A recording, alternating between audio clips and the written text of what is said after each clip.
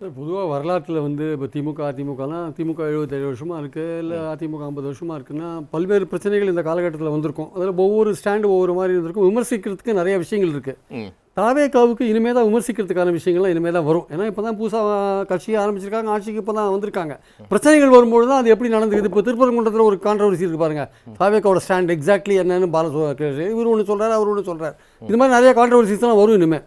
அது பாலிடிக்ஸ் வச்சுக்கோங்களேன், அது பாலிடிக்ஸில் அது போயிட்டுருக்கும். ஆனால் உண்மையிலேயே பார்த்தீங்கன்னா பாலிசி வைஸ் வந்து யார் சிறுபான்மையினருக்கு சப்போர்ட்டாக இருக்காங்க பார்த்தீங்கன்னா இதுவரை டிஎம்கே வந்து பண்ணியிருக்காங்க. அது சில இடத்துல அவங்க தவறி இருக்காங்கன்றது வேறு விஷயம். ஆக்கப்பூர்வமாக 3.5 ரிசர்வேஷன்றது பல முஸ்லீம்களை வந்து கரெக்டாக கொண்டு போயிருக்காங்க, இந்த பதவிகளுக்கு கொண்டு போயிருக்கு. அது வந்து உண்மையான சிறுபான்மையினருக்கு சப்போர்ட் பண்ணுற ஒரு விஷயமாக நான் பார்க்குறேன். அந்த இடஒதுக்கீடு அதை வந்து தாவேக்கா 4.5 மாற்றினாங்கன்னா அது பெரிய விஷயமா நான் நினைக்கிறேன். ஆனால் அதுக்கான ஆபத்து எங்கே வந்திருக்குன்னா மறுபடியும் கோர்ட்டு மூலமாக தான் வந்திருக்கு.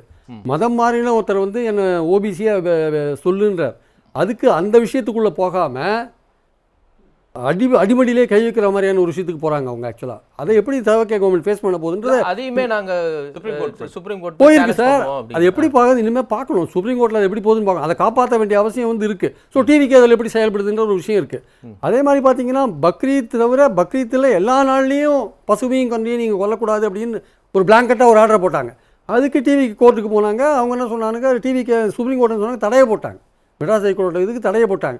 அது அப்படியே நிற்குது. அது ஆனால் அந்த பிளாங்கெட்டாக ஒரு ஆர்டர் போட்டது தான். ஸோ பல விஷயங்கள் பார்த்திங்கன்னா தமிழ்நாட்டில் இருக்கிற கோர்ட்ஸில் வந்து ரொம்ப சேலஞ்சிங்காக இருக்குது. சில போது சிறுபான்மையோருக்கு எதிராக வர தீர்ப்புகள் அல்லது அவங்க கொடுக்குற தீர்ப்புகள் சில போது சேலஞ்சிங்காக இருக்குது. ஆல்ரெடி கவர்மெண்ட்டுக்கு ஒரு சேலஞ்சிங்காக இருக்குது.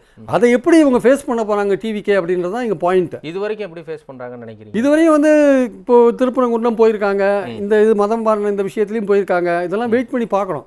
டிவிக்கு பொறுத்த மட்டும் நேற்று கோர்ட்டில் உங்களுக்கு 3 செட்பேக் வந்து நேற்று அவங்களுக்கு இந்த குதிரை வியாபாரம், டாஸ்மாக் கேஸு, இந்த பை எலெக்ஷன் கேஸ்லாம் அவங்களுக்கு ஒரு செட்பேக் வந்தது. ஸோ அவங்க 35 பேரை போட்டிருக்காங்க. ஸ்ட்ராங்காக அட்வொகேட் டீம்ஸ் போட்டிருக்காங்க. முகுல் ரோஸ்தகிலேருந்து கபில் சிபல்லேருந்து பெரிய பட்டியல் போட்டிருக்காங்க.